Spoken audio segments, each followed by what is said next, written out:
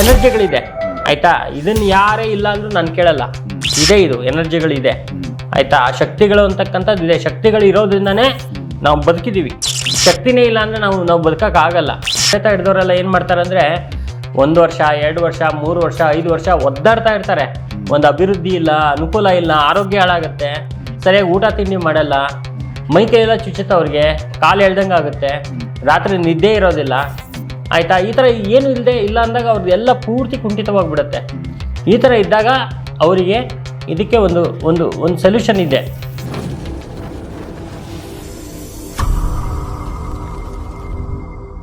ನಮಸ್ಕಾರ ವೀಕ್ಷಕರೇ. ಸರ್, ಈಗ ಆತ್ಮಗಳು, ಪ್ರೇತಾತ್ಮಗಳು, ಭೂತ, ಪ್ರೇತ, ಮೋಹಿನಿ, ಪಿಸಾಚಿ, ಈ ಥರ ಒಂದು ನೆಗೆಟಿವ್ ಎನರ್ಜಿ ಫೋರ್ಸ್, ಪಾಸಿಟಿವ್ ಹೆಂಗೆ ದೈವಗಳಿದ್ದಾವೆ, ಸೇಮ್ ನೆಗೆಟಿವ್ ಅದೇ ಥರದ್ದೇ ಒಂದು ಫೋರ್ಸು ನಮ್ಮ ಒಂದು ಲೋಕದಲ್ಲಿ ಇದ್ದಾವೆ. ಮನುಷ್ಯರ ಮೇಲೆ ಅದರದ್ದೇ ಆದ ಒಂದು ಪ್ರಭಾವನ ಬೀರ್ತಾ ಇದ್ದಾವೆ. ಸಾಕಷ್ಟು ಆ ಥರದ್ದು ಕೇಸ್ಗಳು, ಸಮಸ್ಯೆ ಇರೋರು ಬರ್ತಾ ಇದ್ದಾರೆ, ನಮ್ಮ ಒಂದು ಗಮನಕ್ಕೆ ಸಿಗ್ತಾ ಇದ್ದಾರೆ. ಸೊ ನಿಮ್ಮ ಒಂದು ವಿಚಾರದಲ್ಲಿ ಈ ಒಂದಷ್ಟು ಆತ್ಮಗಳು, ಪ್ರೇತಾತ್ಮಗಳು, ಈ ನೆಗೆಟಿವ್ ಎನರ್ಜಿ ಮನುಷ್ಯನ ಮೈ ಮೇಲೆ ಬಂದು ಕೆಲವೊಂದಷ್ಟು ಮಾತಾಡ್ತವೆ, ಇಲ್ಲ ಒಂದಷ್ಟು ದಾರಿ ತಪ್ಪಿಸ್ತವೆ, ಇನ್ನು ಕೆಲವೊಂದಷ್ಟು ಪೂಜೆಗಳು ಮಾಡಿಸ್ಕೊತವೆ. ನಾನು ಅದು ಇದು ಅಂತೇಳಿ ದೇವ್ರ ಹೆಸರು ಅಂತೇಳಿ ಕೆಲವೊಂದು ದೇವ್ರ ಥರನೂ ಆಡ್ತವೆ. ಸೊ ಇವುಗಳನ್ನೆಲ್ಲ ನಾವು ನೋಡ್ತೀವಿ. ವಿಚಿತ್ರವಾದ ಒಂದಷ್ಟು ಮೂಮೆಂಟ್ಗಳಿವೆಲ್ಲ ಮೈ ಮೇಲೆ ಬಂದಾಗ ಅವ್ರನ್ನ ಹಿಡಿಯೋಕ್ಕಾಗಲ್ಲ, ಅವುಗಳನ್ನ ಕಂಟ್ರೋಲ್ ಮಾಡೋಕ್ಕಾಗಲ್ಲ. ಏನೇನೋ ಬಯಕೆಗಳು, ನಮ್ಗೆ ಇಂಥದ್ದು ಬೇಕು ಅಂಥದ್ದು ಬೇಕು. ಸೊ ಈ ಒಂದಷ್ಟು ಚೇಷ್ಟೆಗಳು, ಆತ್ಮಚೇಷ್ಟೆಗಳು ಅಂತ ನಾವು ಅಂದ್ಕೊಳ್ಳೋಣ. ಸೊ ಈ ವಿಚಾರದಲ್ಲಿ ಒರಿಜಿನಲ್ಲು ಇದ್ದಾವೆ, ಕೆಲವೊಂದಷ್ಟು ಫೇಕು ಇದ್ದಾವೆ, ಇನ್ನು ಕೆಲವರು ಬೇಕಂತ ನಾಟಕನೂ ಮಾಡೋರು ಇರ್ತಾರೆ. ಸೊ ಇವುಗಳನ್ನ ನಿಮ್ಮ ಗಮನದಲ್ಲಿ ಒರಿಜಿನಲ್ ಯಾವ ಥರ ಇರುತ್ತೆ ಬಂದಾಗ ಪಕ್ಕ ಅದು ಅದರದ್ದೇನೋ ನೋವಿದ್ದು, ಇಲ್ಲ ಅದರದ್ದೇನೋ ಆಸೆ ಇದ್ದು ಅದನ್ನು ತೀರ್ಸ್ಕೊಳ್ಳೋಕ್ಕೋಸ್ಕರ ಇಲ್ಲಿ ಬಂದು ಆ ಥರ ಒಂದಷ್ಟು ಕ್ರಿಯೇಟ್ ಮಾಡಿಕೊಡುತ್ತಾ, ಇಲ್ಲಾಂದರೆ ಪರ್ಸನಲಾಗಿ ಬೇರೆ ಏನಾದರೂ ಬೇಕು ಅಂತಲೇ ಅವ್ರಿಗೆ ತೊಂದರೆ ಕೊಡೋಕ್ಕೆ ಬಂದು ಈ ಥರ ತೊಂದರೆಗಳು ಮಾಡ್ತಾ ಇರ್ತಾವೆ. ಇನ್ನು ಕೆಲವರು ಪ್ರಯೋಗ ಮಾಡಿ ಕಳಿಸಿರ್ತಾರೆ. ಸೊ ಇವೆಲ್ಲ ನೋಡ್ತೀವಿ. ಸೊ ಇದು ಒರಿಜಿನಲ್ ವಿಚಾರ, ನಿಮ್ಮ ಗಮನದಲ್ಲಿ ಬಂದಿರೋದು, ನೀವು ಹ್ಯಾಂಡಲ್ ಮಾಡಿರೋದು. ಆತ್ಮಗಳಾಗ್ಬೋದು, ನೆಗೆಟಿವ್ ಎನರ್ಜಿ ಆಗ್ಬೋದು, ಮನುಷ್ಯನ ಮೇಲೆ ಯಾವೆಲ್ಲ ಪ್ರಭಾವ ಬೀರ್ತವೆ, ನಮ್ಮನ್ನು ಹೆಂಗೆ ಯೂಸ್ ಮಾಡ್ಕೋತವೆ. ಶ್ರೀ ಗುರುಭ್ಯೋ ನಮಃ, ಹರಿ ಓಂ. ಸರ್, ಇದು ಅಕ್ಕಲ್ ಸೈನ್ಸ್ ಅಂತ ಹೇಳ್ತೀವಿ ನಾವು ಆಯ್ತಾ. ನಾವು ಅದು ವಿಜ್ಞಾನದಲ್ಲೂ ಕೂಡ ಅದನ್ನ ಇದೆ, ಇಂಥದ್ದೊಂದು ಎನರ್ಜಿ ಇದೆ, ನೆಗೆಟಿವ್ ಎನರ್ಜಿ ಅಂತ ಹೇಳ್ತೀವಲ್ಲ, ಅಂಥದ್ದು ಇದೆ ಅಂತ ಹೇಳಿದ್ದಾರೆ. ಓಕೆ. ಆದರೆ ಏನಾಗುತ್ತಂದ್ರೆ ಅವ್ರು ಹೇಳಿದ್ರು ಕೂಡ ಇಲ್ಲಿ ಸಾಮಾನ್ಯ ಜನ ಏನು ಮಾಡ್ತಾರೆ ಅಂದರೆ ಅದಿಲ್ಲ, ಸುಮ್ಮನೆ ಬೂಟಾಟಿಕೆ, ಹಂಗೆ ಹಿಂಗೆ ಅಂತ ನಂಬಿಕೆ ಕಮ್ಮಿ ಆಯ್ತಾ. ಈಗ ನೋಡಿ, ನಾವೊಂದು ಯಾರಿಗಾರು ಗಿಲ್ಲಿದ್ರೆ ಆ ಗಿಲ್ಲಿಸ್ಕೊಂಡ ವ್ಯಕ್ತಿಗೆ ನೋವಾಗುತ್ತೆ, ನಮಗೆ ನೋವಾಗಲ್ಲ. ಹೌದು ಹೌದು ಅಲ್ವಾ. ಆ ನೋವಿನ ಒಂದು ಏನಿರುತ್ತೆ, ಮಿತಿ ಯಾವ ಥರ ಇರುತ್ತೆ, ಎಷ್ಟು ಜೋರಾಗಿ ನಾವು ಅವ್ರಿಗೆ ನೋವಾಗುತ್ತೆ ಅನ್ನೋದು ಅವ್ರಿಗೆ ಗೊತ್ತಿರುತ್ತೆ ಆಯ್ತಾ. ಈ ಒಂದು ವಿಚಾರ ನಾವು ತಿಳ್ಕೊಬೇಕಾಗತ್ತೆ. ಈಗ ನೋಡಿ, ನಾನು ಒಂದು ಕುದುರೆ ಮುಖಕ್ಕೆ ಹೋಗಿದ್ದೆ ಆಯ್ತಾ. ಸುಮಾರು 12 ವರ್ಷದ ಹಿಂದೆ ಹೋಗಿರೋಂಥ ಘಟನೆ ಇದು, ಕುದುರೆ ಮುಖ. ಆದರೆ ಕುದುರೆ ಮುಖದಲ್ಲಿ ಏನಾಯ್ತು ಅಂದರೆ ಅಲ್ಲಿ ಹೆಂಗಿದೆ ಗೊತ್ತಾ, ಅವಾಗ ಈಗಲೂ ಹಾಗೆ ಇದೆ, ಹೆಚ್ಚು ಕಡಿಮೆ ಅದು ಇದಾಗಿಲ್ಲ. ಒಂಥರ ಕಾಡು ಪ್ರದೇಶ, ತುಂಬಾ ದೂರ ದೂರ ದೂರ ದೂರ ಒಂದೊಂದು ಮನೆಗಳು ಆಯ್ತಾ. ಒಬ್ಬರು ಏನು ಮಾಡಿದ್ದಾರೆ ಅಂತ ಹೇಳಿದ್ರೆ, ವ್ಯಕ್ತಿ ಇಲ್ಲಿ ಬೆಂಗಳೂರಲ್ಲಿ ಅಣ್ಣ ಇದ್ದಾರೆ, ಅಲ್ಲಿ ತಮ್ಮ ಇದ್ದಾನೆ ವ್ಯಕ್ತಿ. ಸೊ ತಮ್ಮ ಅಲ್ಲಿ ಒಂದು ಮನೆ ಕಟ್ಕೊಂಡು, ಸುಂದರವಾಗಿರ್ತಕ್ಕಂಥ ಮನೆ ಕಟ್ಕೊಂಡು, ಗಂಡ ಹೆಂಡತಿ ಒಂದು ಮಗು ಅಲ್ಲಿ ವಾಸ ಮಾಡ್ತಾ ಇದ್ದಾರೆ. ಅವನು ಬಂದು ಇಂಜಿನಿಯರ್ ಗಂಡ. ಸೊ ಇದು ಮಾಡಿ ಮಾಡಿ ಮಾಡಿ ಬೇಜಾರಾಗಿ ಅಲ್ಲಿ ಹೋಗಿ ಅಲ್ಲಿ ಸ್ವಲ್ಪ ವ್ಯವಸಾಯ ಅದು ಇದು ಮಾಡೋಣ ಅಂತೇಳಿ ಅವನು ಮಾಡಿ ಅಲ್ಲಿ ಏನು ಮಾಡ್ತಾನಂದ್ರೆ, ಒಂದು ಭೂಮಿಯನ್ನು ತಗೊಳ್ತಾನ ಅವನು ಆಯ್ತಾ. ಆ ಭೂಮಿ ತಗೊಂಡ ತಕ್ಷಣ ಅವ್ರ ಹೆಂಡತಿ ಆ ಭೂಮಿಗೆ ಪೂಜೆಗೆ ಅಂಥೇಳಿ ಅವ್ರ ಹೆಂಡತಿನ ಕರೆದ ತಕ್ಷಣ ಅವಳು ಅಲ್ಲಿ ಬಂದ ಒಂದು ಕ್ಷಣಕ್ಕೇನೆ ಅವಳಿಗೆ ಪ್ರೇತಾಹ್ವಾನೆ ಆಗ್ಬಿಡುತ್ತೆ. ಅಂದರೆ ಫುಲ್ಲು ತಲೆಗಿಲೆ ಎಲ್ಲ ಕೂದಲೆಲ್ಲ ಕೆದ್ರಕೊಂಡು ಒಂಥರ ಕಾಳಿ ಥರ ಅವತಾರ ತೊಗೊಂಡ್ಬಿಡ್ತಾಳೆ ಅವಳು ಆಯ್ತಾ. ಅಲ್ಲಿಂದ ಸ್ಟಾರ್ಟ್ ಆಗುತ್ತೆ ಸರ್ ಅವನಿಗೆ ಒಂದು ನರಕ ಅನುಭವಿಸ್ತಾನಂದ್ರೆ ಹಂಗಿಂಗಲ್ಲ. ನೈಟ್ ಎತ್ತಿ ಪಟ ಪಟ ಹೊಡಿಯೋದು, ಒಬ್ಬ ಮಗ ಅವನಿಗೆ ಹೊಡಿಯೋದು, ಗಂಡನ್ಗೆ ಹೊಡಿಯೋದು, ಕಿರ್ಚೋದು ಜೋರಾಗಿ, ಮನೆ ಪೂರ್ತಿ ಓಡಾಡೋದು. ಎಷ್ಟು ಮೆಡಿಕಲ್ಗಳಾಯಿತು, ಎಷ್ಟು ಡಾಕ್ಟ್ರುಗಳಾಯಿತು, ಎಷ್ಟಿದಾಯಿತು, ಎಷ್ಟು ಭೂತವೈದ್ಯರ ಹತ್ರ ಹೋದು, ಅಪ್ ಟು ಕೇರಳ ತನಕ ಹೋಗಿ ಬಂದರು ಆಯಿತಾ. ಈ ಥರ ಸಮಸ್ಯೆ ಅವ್ರು ಆಗಿತ್ತು. ಆದರೆ ಏನಂದರೆ ಇಲ್ಲಿ ಏನಾಯಿತು, ಪ್ರಾಬ್ಲಮ್ ಏನಾಯಿತು ಅಂದರೆ, ಮೂಲ ಎಲ್ಲಿಂದ ಬಂದಿದೆ, ಈ ಪ್ರೇತ ಎಲ್ಲಿಂದ ಬಂದಿದೆ, ಮೂಲ ಏನಾಗಿದೆ ಅಂತ ಯಾರು ಕಂಡಿಡ್ದಿಲ್ಲ. ಅದಕ್ಕೆ ನಾನು ವೀಕ್ಷಕರಿಗೆ ಹೇಳ್ತಾ ಇರ್ತೀನಿ, ನೋಡಿ, ಯಾವತ್ತೇ ಆಗಲಿ ಪ್ರಶ್ನೆ ಫಸ್ಟ್ ನೋಡ್ಬೇಕು, ಗೊತ್ತಾಗ್ಬೇಕು ನಮಗೆ. ಬಂದ ತಕ್ಷಣ ಗುರುಗಳೇ ನಮ್ಗೊಂದು ಸಮಸ್ಯೆ ಇದೆ, ಪರಿಹಾರ ಮಾಡ್ಕೊಡ್ತೀರಾ ಅಂತ ಕೇಳ್ತಾರೆ. ಆ ಸಮಸ್ಯೆ ಎಲ್ಲಿಂದ ಬಂತು ಕೇಳಿದ್ರೆ ಉತ್ತರ ಇಲ್ಲ. ಆಯ್ತಾ? ಸೊ ಇದೆಲ್ಲ ಇರುತ್ತೆ. ಹಾಗಾಗಿ ನಾವೇನ್ ಮಾಡ್ತೀವಿ ಅಂದ್ರೆ ಫಸ್ಟ್ ಮೂಲಕ್ಕೆ ಹೋಗ್ಬೇಕು ಸಮಸ್ಯೆ. ಆ ಮೂಲ ನೋಡೋದಾದ್ರೆ ಆ ಒಂದು ಭೂಮಿ ಏನ್ ತಗೊಂಡಿದ್ದಾರೆ ಅಲ್ಲಿ ಒಂದು ಚಿರತೆ ಸಾವಾಗಿದೆ ಆ ಭೂಮಿಯಲ್ಲಿ. ಅಂದ್ರೆ ಇವ್ರು ತಗೊಳ್ಳೋ 3 ತಿಂಗಳ ಹಿಂದೆ ಸಾವಾಗಿದೆ. ಅಲ್ಲೇ ಅದನ್ನ ಫಾರೆಸ್ಟ್ ಅವ್ರು ಬಂದು ಸುಟ್ಟಾಕಿದ್ದಾರೆ, ಅದೊಂದಾಯ್ತು. ಅದಕ್ಕಿಂತ ಮುಂಚೆ ಒಂದು ಈ ಸಾಯಿಸೋದು, ಹೆಣಗಳನ್ನ ತಗೊಂಡ್ಬಂದು ಅಲ್ಲಿ ಹಾಕೋದು ಆ ಜಾಗದಲ್ಲಿ, ಕಾಡು ಪ್ರದೇಶ ಅಲ್ವಾ, ಈ ತರದೆಲ್ಲ ಸುಮಾರು ಅನ್ಯಾಯಗಳು ನಡೆದಿದೆ ಅಲ್ಲಿ. ಅದೆಲ್ಲ ಆಗಿ ಅಲ್ಲಿ ಏನಾಗಿದೆ ಅಂತ ಹೇಳಿದ್ರೆ ನೆಗೆಟಿವ್ ಎನರ್ಜಿ ಫಾರ್ಮ್ ಆಗಿದೆ, ಅಂದ್ರೆ ಪ್ರೇತ ವಾಸ ಶುರುವಾಗಿದೆ. ಇವನೇನ್ ಮಾಡ್ದ, ಚೆನ್ನಾಗಿದೆ ಲ್ಯಾಂಡ್ ಅಂತ ಹೇಳಿ ಅದನ್ನ ಒಂದಷ್ಟು ಕಡಿಮೆಗೂ ಸಿಗ್ತಾ ಇದೆ ಅಂತ ಹೇಳಿ ಹೊಡೆದ್ಬಿಡೋಣ ಕಡಿಮೆ ರೇಟಲ್ಲಿ ಅಂತ ಹೇಳಿ ತಗೊಂಡು ಅಲ್ಲಿ ಸಿಕ್ಕಾಕೊಂಡ. ಎಲ್ಲಿಗೆ ಬಂದ್ಬಿಟ್ಟ ಅಂದ್ರೆ ಈ ಲ್ಯಾಂಡು ಬೇಡ, ಈ ಮನೆನೂ ಬೇಡ, ಏನು ಬೇಡ, ನನಗೆ ನಮ್ಮ ಜೀವಂತವಾಗಿ ನಮ್ಮ 3 ಜನಕ್ಕೆ ಬಿಟ್ಬಿಟ್ರೆ ಸಾಕು, ನಾವು ಹೋಗ್ಬಿಡ್ತೀವಿ ಅನ್ನೋ ಥರ, ನನ್ನ ಹೆಂಡತಿನ ಉಳಿಸ್ಕೊಡಿ ಅನ್ನೋ ಥರ ಅವನು ಆ ಒಂದು ಕಂಡೀಷನ್ಗೆ ಬಂದ. ಅವ್ರ ಅಣ್ಣ ತುಂಬಾ ಹುಡುಕಿ ಮಾಡಿ ಎಷ್ಟೋ ಮಾಧ್ಯಮಗಳು ನೋಡಿ ಅಲ್ಲೆಲ್ಲ ಹೋಗಿ ಅಲ್ಲೆಲ್ಲ ಏನು ಪ್ರಯೋಜನ ಆಗದೆ ಇರೋ ಒಂದು ಸಮಯದಲ್ಲಿ ನಾನು ಅವ್ರಿಗೆ ಸಿಕ್ಕಿದೆ. ಆಯ್ತಾ? ಸೊ ಸಿಕ್ಕಿದಾಗ ಅವ್ರು ಬಂದರು, ಪ್ರಶ್ನೆಯನ್ನ ಕೇಳಿದ್ರು. ಆಯ್ತಾ? ನಾನು ಹೇಳಿದೆ ಅವ್ರಿಗೆ ಆ ಭೂಮಿದು ಮಣ್ಣು ತಗೊಂಬನ್ನಿ ಅಂತ ಹೇಳಿದೆ. ಭೂ ಪರೀಕ್ಷೆ ಅಂತ ಹೇಳಿ ಮಣ್ಣನ್ನು ಪರೀಕ್ಷೆ ಮಾಡಿದಾಗ ಆ ಮಣ್ಣಲ್ಲಿ ಕಪ್ಪು ಮಣ್ಣು ನಿಂತ್ಕೊಂಡಿತ್ತು. ತುಂಬಾ ನೆಗೆಟಿವ್ ಎನರ್ಜಿ ಇತ್ತು. ಆ ಮಣ್ಣನ್ನು ಮುಟ್ಟಿದ್ರೆ ನನ್ನ ಕೈಯೇ ಉರಿತಾ ಇತ್ತು, ಅಷ್ಟು ಡೇಂಜರ್ ಆಗಿತ್ತು ಅದು ಭೂಮಿ. ಸಿಂಪ್ಟಮ್ಸ್ ಕೊಡುತ್ತಾ ಅದು? ಹೌದು. ನಾವು ಏನಾಗುತ್ತೆ ಗೊತ್ತಾ, ಭೂ ಪರೀಕ್ಷೆ ಅಂದ್ರೆ ನೋಡಿ ಎಷ್ಟೋ ಇದಿದೆ. ಈ ನಿಧಿ ಪರೀಕ್ಷೆಗಳು ಬೇರೆ ಇರುತ್ತೆ, ನಿಧಿ ನಿಕ್ಷೇಪಗಳ ಪರೀಕ್ಷೆ ಬೇರೆ ಇರುತ್ತೆ.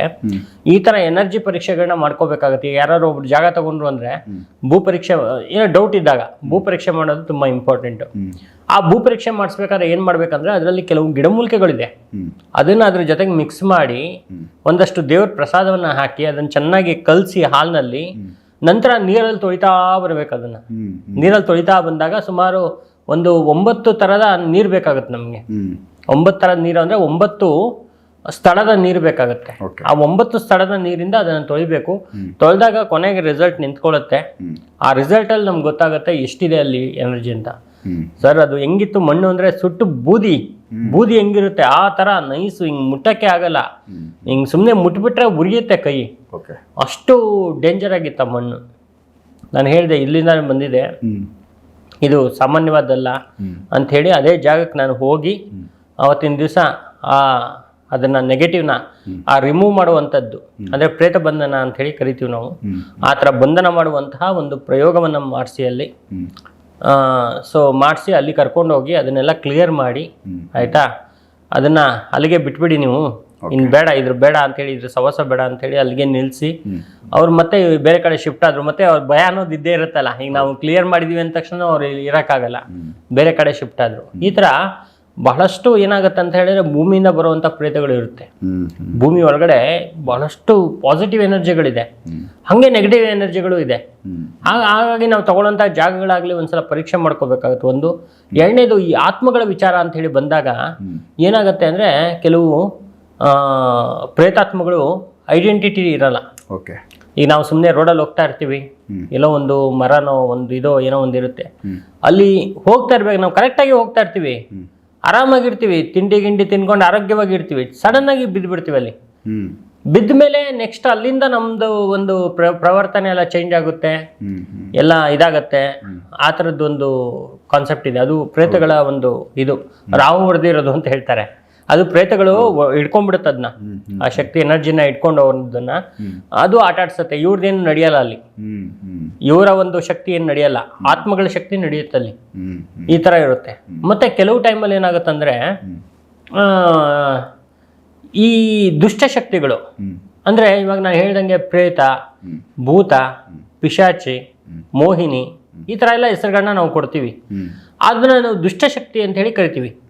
ಆ ದುಷ್ಟಶಕ್ತಿಗಳೇನಾದ್ರು ಒಂದ್ಸಲ ಹಿಡ್ಕೊಂಡಾಗ ಅದು ಅದರ ಒಂದು ಆಸೆಯನ್ನು ತೀರ್ಸೋದಕ್ಕೆ ಯಾವ ಲೆವೆಲ್ ಬೇಕಾದ್ರೂ ಹೋಗುತ್ತೆ. ಆಸೆ ತೀರ್ಸ್ಕೊಳ್ಳೋದು ಅಂದ್ರೆ ಅವ್ರಿಗೆ ಅದಕ್ಕೊಂದು ಬಯಕೆ ಅನ್ನೋದು ಇರುತ್ತೆ. ಆ ಬಯಕೆಯನ್ನು ತೀರ್ಸ್ಕೊಳ್ಳೋಕೆ ಏನ್ ಲೆವೆಲ್ ಬೇಕಾದ್ರೂ ಹೋಗುತ್ತೆ. ಒಂದು ಪ್ರೇತದ್ದು ಒಂದು ಕತೆ ಏನಾಯ್ತು ಅಂತ ಹೇಳಿದ್ರೆ, ಇದು ಆಕ್ಚುಲಿ ನನ್ನ ಜೀವನದಲ್ಲಿ ನಡೆದಿರೋದಲ್ಲ, ನಮ್ಮ ಗುರುಗಳು ನನಗೆ ಹೇಳಿರೋದು. ಆಯ್ತಾ? ಆ ಒಂದು ಪ್ರೇತಕ್ಕೇನು ಅಂದ್ರೆ ದೊಡ್ಡ ಶ್ರೀಮಂತ ಒಂದು ಇದಾಗಬೇಕು, ಕೋಟ್ಯಾಧಿಪತಿ ಆಗಬೇಕು ಅನ್ನೋ ಒಂದು ಆಸೆ ಇದ್ದು 30ನೇ ವಯಸ್ಸಿಗೆ ಸತ್ತೋಗ್ಬಿಡುತ್ತೆ ಆ ಪ್ರೇತ. Okay okay. ಅಂದ್ರೆ ಆ ವ್ಯಕ್ತಿ ಮನುಷ್ಯನಲ್ಲಿದ್ದಾಗ ಆ ಮನುಷ್ಯ ಸತ್ತೋಗ್ತಾನೆ. ಸತ್ತೋದಾಗ ಆ ಪ್ರೇತಾತ್ಮ ಬಂದು ಒಂದು ಹುಡುಗಿ ಮೈಗೆ ಸೇರ್ಕೊಳ್ಳುತ್ತೆ. ಆಯ್ತಾ, ಹುಡುಗಿ ಮೈಗೆ ಸೇರ್ಕೊಂಡ್ಮೇಲೆ ದಿನ ಹೋಗ್ತಾ ಹೋಗ್ತಾ ಅವ್ರ ಅಮ್ಮ ಯಾರು ಅಬ್ಸರ್ವ್ ಮಾಡಲ್ಲ, ಪೂರ್ತಿ ಹೆಣ್ಣಿದ್ದಿದ್ದು ಹುಡುಗಿ ಇದ್ದಿದ್ದು ಹುಡುಗನಾಗಿ ಬದಲಾಗ್ತಾನೆ ಅವನು. ಬದಲಾಗಿ ಏನಂದ್ರೆ ಫುಲ್ ಫ್ರಾಡ್ ಮಾಡೋದು, ಜನಗಳಿಗೆ ಮೋಸ ಮಾಡೋದು. ಆಯ್ತಾ, ಬಿಸ್ನೆಸ್ ಮಾಡೋಣ ಅಂತ ಕರೆಯೋದು ಎಲ್ಲ ಒಳಗಡೆ ಇರುವಂಥ ಪ್ರೇತ. ಎಷ್ಟು ಆಟಾಡಿಸಿ ಒಂದಷ್ಟು ಇದು ಮಾಡಿ ಎಲ್ಲೆಲ್ಲೋ ಸಿಕ್ಕಾಕೊಂಡು ಏನೇನೋ ಅವಮಾನ ಆಗಿ ಅವ್ರ ಮನೆಯವರಂತೂ ಒಂದಷ್ಟು ಕಣ್ಣೀರು ಹಾಕ್ತಾರೆ ಅಂದರೆ ಅಷ್ಟಿಷ್ಟಲ್ಲ. ಕೊನೆಗೆ ಅವ್ರನ್ನ ಎಲ್ಲೋ ಒಂದು ಕಡೆ ಅವ್ರನ್ನ ಹಿಡಿದು ಸ್ವಲ್ಪ ಎಲ್ಲ ಪೊಲೀಸವ್ರ ಸಹಾಯ ಎಲ್ಲ ತಗೊಂಡು ಹಿಡಿದು ಆಮೇಲೆ ಆ ಎನರ್ಜಿನ ತೆಗೆದು ಬಂಧನ ಮಾಡ್ತಾರೆ. ಈ ಥರದ್ದೆಲ್ಲ ಕೇಸಸ್ಗಳು ತುಂಬಾ ವಿಚಿತ್ರವಾಗಿರೋದಿದೆ ಸರ್. ಅದು ನಾವು ಸುಮ್ಮನೆ ಮನುಷ್ಯನ ಮೇಲೆ ಬಂದು ಅಂದ್ರೆ ಈಡೇರಿಸ್ಕೊಳ್ಳೋಕೆ ಪ್ರಯತ್ನ ಪಡ್ತಾರೆ. ಹೌದೌದು. ಆಮೇಲೆ ನಾನು ದೈವಶಕ್ತಿ ಅಂತ ಹೇಳೋದು, ಆಯ್ತಾ, ಅದು ದುಷ್ಟಶಕ್ತಿ ಆಗಿರುತ್ತೆ. ನಾನು ದೈವಶಕ್ತಿ ಅಂತ ಹೇಳೋದು, ನನ್ನ ಮುಂದೆ ಯಾರು ನಿಂತ್ಕೊಳಕ್ ಆಗಲ್ಲ ಅಂತ ಹೇಳೋದು. ನಾನು ಮಾಡಿದ ಈ ತರ ದೈವದ ಹೆಸರುಗಳು ಹೇಳಕ್ಕೆ ಅವಕ್ಕೂ ಭಯ ಇರ್ಬೇಕಲ್ಲ. ಅವು ಯಾಕೆ ಈ ತರ ದೈವದ ಹೆಸರು ಹೇಳ್ಕೊಂಡು ಜೀವನ ನಾವೇನೋ ಒಂದು ಮಾಡ್ತೀವಿ, ಜನಗಳಿಗೆ ನಾವು ನಂಬಿಸ್ತೀವಿ ಅಂತ ಡಿಸೈಡ್ ಹೆಂಗ್ ಮಾಡ್ಕೊತಾವೆ? ದೈವದ ಹೆಸರು ಹೇಳ್ಬೇಕು ಅಂದ್ರೆ ಭಯ ಇರಲ್ಲ. ಜನಗಳಿಗೆ ನಾವು ನಂಬಿಸ್ಬೇಕು ಮಾಡಬೇಕು ಅನ್ನೋದು ಇದಿರಲ್ಲ ಅವ್ರಿಗೆ ಏನಂದ್ರೆ ಪ್ರಪಂಚಕ್ಕೆ ತೋರಿಸ್ಬೇಕು, ನಾನು ದೊಡ್ಡಿದು ಅಂತ ತೋರಿಸ್ಬೇಕು ಅಂತಕ್ಕಂಥದ್ದು ಇರುತ್ತೆ ಅದಕ್ಕೆ. ಆಯ್ತಾ, ಮತ್ತೆ ಈ ವ್ಯಕ್ತಿ ಯಾರು ಇರ್ತಾನೆ ಇವನು ಒಳ್ಳೆಯವನು ಇರ್ತಾನೆ, ಅದ ಪಿಶಾಚಿ ಇಟ್ಕೊಂಡಿರುತ್ತಲ್ಲ ಆ ವ್ಯಕ್ತಿ ಒಳ್ಳೆಯವನು ಇರ್ತಾನೆ, ಅವ್ನ ಮರ್ಯಾದೆ ತೆಗಿಬೇಕು 4 ಜನರ ಮುಂದೆ, ರೆವೆನ್ಯೂ ತೀರಿಸ್ಕೋಬೇಕು ಅಂತ ಹೇಳಿ ಅಲ್ಲಿ ತೊಂದರೆ ಮಾಡುವಂಥದ್ದು. ಆ ವ್ಯಕ್ತಿ ಹೆಸರು ಹಾಳು ಮಾಡೋಕ್ಕೋಸ್ಕರ ಇವು ಬೇರೆ ಏನೋ ಬಂದು ಹೇಳುವಂಥದ್ದು. ಹಿಂಗೆಲ್ಲ ಮಾಡಿಬಿಟ್ಟು ಒಂದಷ್ಟು ನೋಡಿದ್ದೀನಿ ನಾನು ಕೇಸಸ್ಗಳಲ್ಲಿ. ಆ ಮೈ ಮೇಲೆ ಬರುವಂಥ ಒಂದು ಕೆಲವು ಪ್ರೇತಗಳದೆಲ್ಲ ಈ ಥರ ವಿಚಾರಗಳಿದೆ. ಆಯ್ತಾ, ಒಂದು ನಾನು ಚೌಡಿ ಅಂತ ಹೇಳೋದು, ಆಯ್ತಾ, ಹೇಳ್ಬಿಟ್ಟು ಏನು ಜನ ಹೆಂಗಿದ್ದಾರೆ ಗೊತ್ತಾ ನಿಮ್ಗೆ ಹೇಳಿದ್ರೆ, ನಾನು ಏನು ನಂಗೆ ಬೇಜಾರಾಗುತ್ತೆ. ಚೌಡಿ ಅಂದ ತಕ್ಷಣ ನಿಜಾನ ಸುಳ್ಳ ಏನು ಹೋಗ್ಬಿಟ್ಟು ಅಲ್ಲಿ ಕೂತ್ಕೊಳ್ಳೋದು ಮುಂದೆಗಡೆ. ಅದು ನೋಡೋದು ಒಳಗಡೆ ಆತ್ಮ ಇರುತ್ತೆ, ನೆಗೆಟಿವ್ ಎನರ್ಜಿ ಇರುತ್ತೆ. ಬರೀ ಇವ್ರ ಹತ್ರ ಕೆಟ್ಟ ಕೆಲಸ ಮಾಡಿಸ್ತಾರೆ ಜನಗಳ ಹತ್ರ. ಆ ಪ್ರೇತ ಕೆಟ್ಟ ಕೆಲಸ ಮಾಡಿಸುತ್ತೆ ಆ ದೇವ್ರ ಹೆಸರು ಹೇಳ್ಕೊಂಡು. ಈ ಥರದ್ದೆಲ್ಲ ನಡೆಯುತ್ತೆ, ಹುಷಾರಾಗಿರ್ಬೇಕು ಜನಗಳು ಈ ವಿಚಾರದಲ್ಲೆಲ್ಲ ಅಂತ ನಾನು ಯಾವಾಗಲೂ ಕೂಡ ನನ್ನಲ್ಲಿ ಬರೋರ್ಗೂ ಹೇಳ್ತೀನಿ. ಮತ್ತೆ ಪ್ರತಿಯೊಂದು ಮೀಡಿಯಾದಲ್ಲಿ ಕೂತ್ಕೊಂಡಾಗ್ಲೂ ಕೂಡ ಈ ಒಂದು ವಿಚಾರನ ಹೇಳ್ತಾನೆ ಇರ್ತೀನಿ. ಹಾಗಾಗಿ ಇದು ತುಂಬಾ ಇಂಪಾರ್ಟೆಂಟ್ ಆಗಿರುತ್ತೆ ವಿಷಯ. ಹಾಗಾಗಿ ಸ್ವಲ್ಪ ಅಬ್ಸರ್ವ್ ಮಾಡಬೇಕು ಯಾವ ಶಕ್ತಿ ಎನರ್ಜಿಯಲ್ಲಿದೆ. ಈ ಎನರ್ಜಿಗಳಿದೆ, ಆಯ್ತಾ, ಇದನ್ನ ಯಾರೇ ಇಲ್ಲ ಅಂದ್ರೂ ನಾನು ಕೇಳಲ್ಲ, ಇದು ಎನರ್ಜಿಗಳಿದೆ. ಆಯ್ತಾ, ಆ ಶಕ್ತಿಗಳು ಅಂತಕ್ಕಂಥದ್ದು ಇದೆ. ಶಕ್ತಿಗಳು ಇರೋದ್ರಿಂದಾನೇ ನಾವು ಬದುಕಿದೀವಿ. ಶಕ್ತಿನೇ ಇಲ್ಲ ಅಂದ್ರೆ ನಾವು ಬದುಕಕ್ ಆಗಲ್ಲ. ಶಕ್ತಿಗಳು ತುಂಬಾ ಇಂಪಾರ್ಟೆಂಟ್ ನಮ್ಗೆ. ಆಯ್ತಾ, ನಾವು ನಮ್ಮ ಒಂದು ಅಭಿವೃದ್ಧಿ ಆಗಕ್ಕೆ ಶಕ್ತಿಗಳು ಬೇಕು, ನಮ್ಮ ವಿನಾಶ ಆಗೋಕ್ಕೂ ಶಕ್ತಿಗಳು ಬೇಕು. ಆಯ್ತಾ, ಶಕ್ತಿಗಳು plus and negative energy, positive energy ಅಂತಕ್ಕಂಥದ್ದು ಪ್ರಪಂಚದಲ್ಲಿ ಇದ್ದೇ ಇದೆ. ಆದ್ರೆ ಅದು ಯಾವುದು ಏನು ಅಂತಕ್ಕಂಥದ್ದನ್ನ ಕಂಡಿಡಿಯಕ್ಕೆ ಭಗವಂತ ನಮ್ಗೆ ಶಕ್ತಿ ಕೊಟ್ಟಿದ್ದಾನೆ. ಅದು ರಿಯಲ್ ಇದ್ರೆ ನಾವು ಹೋಗ್ಬೋದು ನಂಬಿಟ್ಟು, ಫೇಕ್ ಇದ್ರೆ ಬಿಟ್ಬಿಡ್ಬೋದು. ಬಟ್ ಪರೀಕ್ಷೆ ಆಗ್ಬೇಕು. ಪರೀಕ್ಷೆ ತುಂಬಾ ಇಂಪಾರ್ಟೆಂಟ್ ಇದೆ. ಈ ಆತ್ಮಗಳಿಗೆ ಸಂಬಂಧಪಟ್ಟಂತೆ ನೀವು ಯಾವ ತರ ಪರಿಹಾರಗಳು ಕೊಡ್ತೀರಾ ಆತ್ಮ ಸಮಸ್ಯೆಗಳಿಗೆ? ಆತ್ಮ ಸಮಸ್ಯೆಗಳಿಗೆ ನೋಡಿ, ಕೆಲವು ಪ್ರಯೋಗಗಳಿದೆ, ತಂತ್ರದಲ್ಲಿ ಕೆಲವು ಪ್ರಯೋಗಗಳಿದೆ. ಆ ಪ್ರಯೋಗಗಳಿಂದ ಏನಾಗುತ್ತಂದ್ರೆ ಈ ನೆಗೆಟಿವ್ನೆಲ್ಲ ತೆಗೆದು ಅದನ್ನ ಬಂಧನ ಮಾಡುವಂಥದ್ದು, ಅಥವಾ ನಾವು ಯಂತ್ರದ ಮುಖಾಂತರ ಯಂತ್ರದಲ್ಲಿ ಬಂಧನ ಮಾಡಿ ಅದನ್ನು ಎಲ್ಲಾದ್ರೂ ಒಂದು ಕಡೆ ಒಡೆಯುವಂಥದ್ದು, ಈ ಥರದ್ದೆಲ್ಲ ಬೇಕಾದಷ್ಟು ತಂತ್ರದಲ್ಲಂತೂ ಬೇಕಾದಷ್ಟು ಪರಿಹಾರಗಳಿದೆ. ಆಯ್ತಾ, ಅದು ಎಂಥದ್ದೇ ಪ್ರೇತ ಆಗಲಿ, ಭೂತ ಪ್ರೇತ ಪಿಶಾಚಿ ಮೋಹಿನಿ ಯಾವುದೇ ಆಗಿರಲಿ, ಅದನ್ನ ಹಿಡಿಯೋದಕ್ಕೆ ಇಂತಿಂಥದ್ದೇ ಮಾರ್ಗ ಅಂತಿದೆ. ಈಗ ನಾವು ಇಲ್ಲಿ ತನಕನೂ ಕೂಡ ಎಲ್ಲ ಒಳ್ಳೇದು ಮಾಡ್ತಾ ಹೋಗಿದ್ದೀವಿ ಹೊರತು ನಾವು ಯಾವುದೋ ಪ್ರೇತ ಅಂತ ತಗೊಂಡೋಗಿ ಯಾರ ಮೇಲೆ ಬಿಟ್ಬಿಡೋದು, ಅವ್ರಿಗೆ ತೊಂದರೆ ಕೊಡೋದು, ಇವ್ರು ಅದರ ಕೆಲಸಗಳು ಮಾಡಲೇ ಇಲ್ಲ ಇಲ್ಲಿ ತನಕ. ಹಾಗಾಗಿ ದಕ್ಷಿಣಾಚಾರದಲ್ಲಿ ಇದಕ್ಕೆಲ್ಲ ನಮಗೆ ಕರೆಕ್ಟಾಗಿರ್ತಕ್ಕಂಥದ್ದು ಉದಾಹರಣೆಗಳು ಸಿಗ್ತವೆ. ಹಾಗಾಗಿ ಅದನ್ನು ನಾವು ಮಾಡಿದಾಗ ನಮಗೆ ಬಹಳಷ್ಟು ಒಂದು ಅನುಕೂಲ ಆಗುವಂಥದ್ದು, ಜನಗಳಿಗೆ ಒಂದು ವಿಶೇಷವಾಗಿರ್ತಕ್ಕಂಥ ನೆಮ್ಮದಿ ಮತ್ತು ಒಂದು ಒಳ್ಳೆಯ ಒಂದು ಅಭಿವೃದ್ಧಿ ಅಂತಕ್ಕಂಥ ತುಂಬ ಇಂಪಾರ್ಟೆಂಟ್. ಇವಾಗ ಪ್ರೇತ ಹಿಡಿದವರೆಲ್ಲ ಏನು ಮಾಡ್ತಾರೆ ಅಂದರೆ 1 ವರ್ಷ 2 ವರ್ಷ 3 ವರ್ಷ 5 ವರ್ಷ ಒದ್ದಾಡ್ತಾ ಇರ್ತಾರೆ.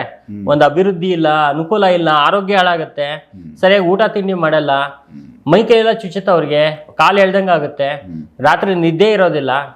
ಆಯ್ತಾ, ಈ ಥರ ಏನು ಇಲ್ಲ ಅಂದಾಗ ಅವ್ರದ್ದು ಎಲ್ಲ ಪೂರ್ತಿ ಕುಂಠಿತವಾಗಿಬಿಡುತ್ತೆ. ಈ ಥರ ಇದ್ದಾಗ ಅವರಿಗೆ ಇದಕ್ಕೆ ಒಂದು ಸೊಲ್ಯೂಷನ್ ಇದೆ. ಆಯ್ತಾ, ಇವಾಗ ಒಂದು ಕಾಯಿಲೆ ಬಂತು ಅಂದರೆ ನಾವು ಸೀದಾ ಡಾಕ್ಟರ್ ಹತ್ರ ಹೋಗ್ತೀವಿ, ಅಲ್ಲೊಂದು ನಾವು ಪರಿಹಾರವನ್ನು ತಗೊಳ್ತೀವಿ. ಅದೇ ಥರ ಈ ಒಂದು ಥರ ತೊಂದರೆಗಳಿಗೂ ಕೂಡ ಇದರಲ್ಲಿ ಪರಿಹಾರ ಇದೆ.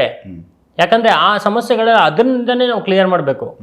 ಇವಾಗ ಈ ಥರ ಸಮಸ್ಯೆಗಳಿದ್ದಾಗ ನಾವು ಬೇರೆ ಥರದ್ರಲ್ಲಿ ಅದ್ರ ಕ್ಲಿಯರ್ ಮಾಡ್ತೀವಿ ಅಂತ ಹೇಳ್ಬೋದಾಗ ಅಲ್ಲಿ ನಮ್ಮ ದುಡ್ಡು ಕಳ್ಕೊಳ್ತೀವಿ ಹೊತ್ತು ಯಾವುದೇ ಥರದ ಒಂದು ಪರಿಹಾರ ಸಿಗಲ್ಲ.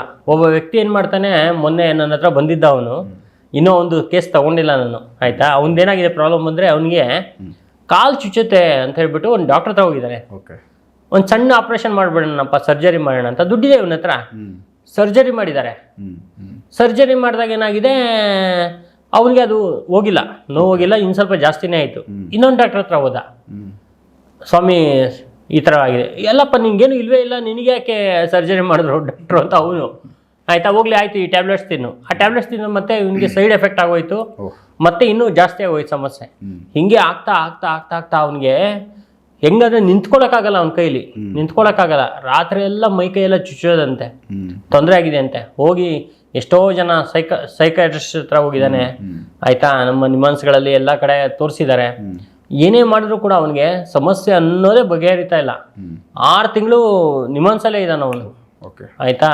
ಅಲ್ಲೇ ಒಂದು ಇದರಲ್ಲಿ ಇಟ್ಟು ಅವನ್ನ ಪರೀಕ್ಷೆ ಮಾಡಿದ್ದಾರೆ.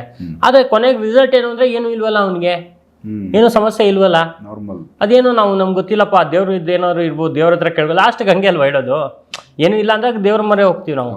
ನೋಡಿ, ಎಲ್ಲದಕ್ಕೂ ಪರಿಹಾರ ಅಂತಕ್ಕಂಥದ್ದು ಇದೆ. ನಾನು ಹೇಳೋದೇನು ಅಂದರೆ, ಆ ಸಮಸ್ಯೆಗಳು ಬಂದಾಗ ಅದಕ್ಕೆ ತಕ್ಕಂಗೆ ಪರಿಹಾರಗಳನ್ನ ಮಾಡ್ಕೊಳ್ಳಿ. ನೀವು ಒಂದು ಸಮಸ್ಯೆಗೆ ಹೋಗಿ ಇನ್ನೊಂದೇನೋ ಪರಿಹಾರ ಮಾಡ್ತೀವಿ ಅಂತ ಹೇಳೋದಾಗ ಅಲ್ಲಿ ಅದು ದೊಡ್ಡ ದೊಡ್ಡ, ನೋಡಿ ಇವಾಗ ಆಯ್ತಲ್ಲ, ಅವನಿಗೆ ಕಾಲ್ದು ತೊಂದರೆ ಆಗಿ ಕಾಲೇ ಕಳ್ಕೊಳ್ಳೋ ಪರಿಸ್ಥಿತಿಗೆ ಬಂದಿದ್ದಾನೆ ಇವಾಗ. ಈ ಥರ ಡಿಸ್ಟರ್ಬ್ ಆಗಿಬಿಡುತ್ತೆ. ಹಾಗಾಗಿ ಅದು ಏನಿದೆ ಸಮಸ್ಯೆ, ಅದನ್ನು ಬಗೆಹರಿಸ್ಕೊಳ್ಳೋದಕ್ಕೆ ದೈವ ಮಾರ್ಗಗಳಲ್ಲಿ ದೈವ ಮಾರ್ಗಕ್ಕೆ ಹೋಗಿ. ಮೆಡಿಕಲ್ದಿದ್ದಾಗ ಮೆಡಿಕಲ್ಗೆ ಹೋಗಿ, ದೈವ ಮಾರ್ಗಕ್ಕೆ ಬರಬೇಡಿ. ನಾನು ಅದನ್ನು ಹೇಳ್ತೀನಿ.